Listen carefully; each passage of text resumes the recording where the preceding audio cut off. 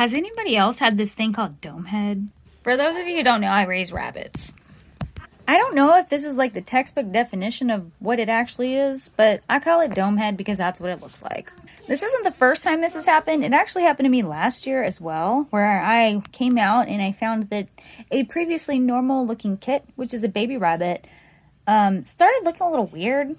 Instead of being normal, its head was like enlarged on the top. And that's why I call it dome head, because they look like they have a dome on their head.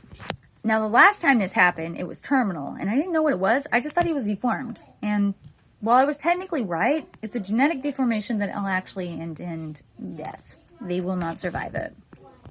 The top or back part of their head starts swelling because they're having this thing called hydrocephalus. Did I say that right? Hydrocephalus. Hydro is water, ceph or whatever, that's head.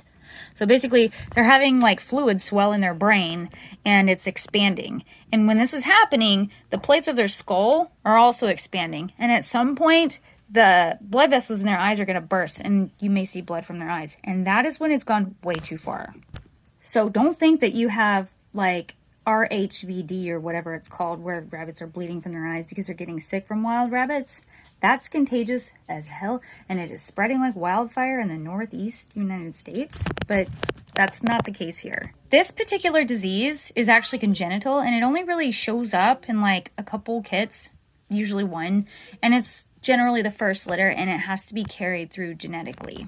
If I'm not mistaken, both parents carry this, or they have to at least, but it can also be caused by inbreeding. It's not something that you want in your herd, so you want to cull those, or at least, not continue those lines.